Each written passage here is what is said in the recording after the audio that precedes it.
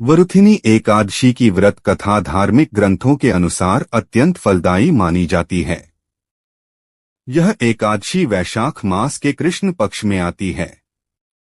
यहाँ वरुथिनी एकादशी की संपूर्ण और मूल कथा दी गई है। वरुथिनी एकादशी व्रत कथा प्राचीन काल में नर्मदा नदी के तट पर मांधाता नाम के एक अत्यंत दानशील और तपस्वी राजा राज्य करते थे। वे अपनी प्रजा का पालन संतान की भांति करते थे और सदैव धर्म के मार्ग पर चलते थे। राजा के धैर्य की परीक्षा। एक समय की बात है, राजा मांधाता जंगल में गहरी तपस्या कर रहे थे। वे अपनी आत्मा को परमात्मा में लीन करके ध्यान मुद्रा में बैठे थे। तभी अचानक एक जंगली भालू वहां आया और राजा के पैर को चबाने लगा।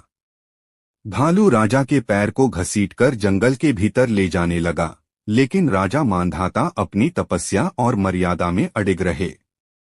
उन्होंने क्रोध नहीं किया और न ही अपनी रक्षा के लिए कोई हिंसा का सहारा लिया। इसके बजाय उन्होंने मन ही मन संकटमोचन भगवान विष्णु मधुसूदन को याद किया और करुण पुकार की। भगवान का प्रकट होना। भक्त की पुकार सुनकर भगवान श्री हरि विष्णु साक्षात वहां प्रकट हुए और उन्होंने अपने सुदर्शन चक्र से उस भालू को मार डाला।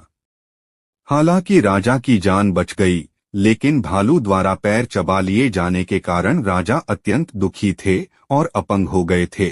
राजा की पीड़ा देखकर भगवान विष्णु बोले, हे राजन, विलाप मत करो।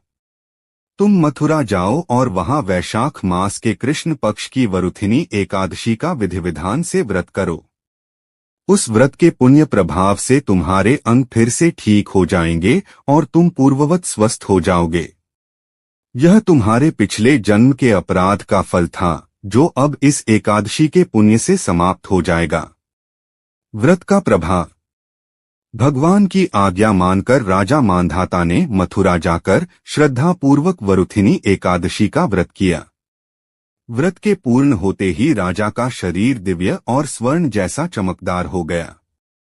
उनके सभी दुख दूर हो गए और अंत में उन्हें स्वर्ग लोक की प्राप्ति हुई। वरुथिनी एकादशी का महत्व। इस एकादशी के प्रभाव से मनुष्य के सभी पाप नष्ट हो जाते हैं।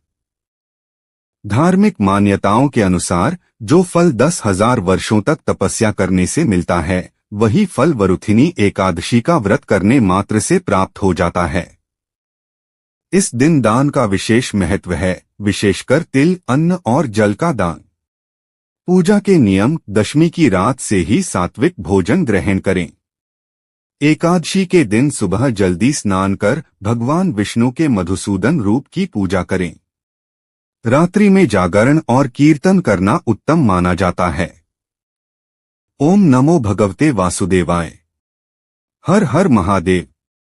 जय जगन्नाथ। जय श्रीनाथ जी।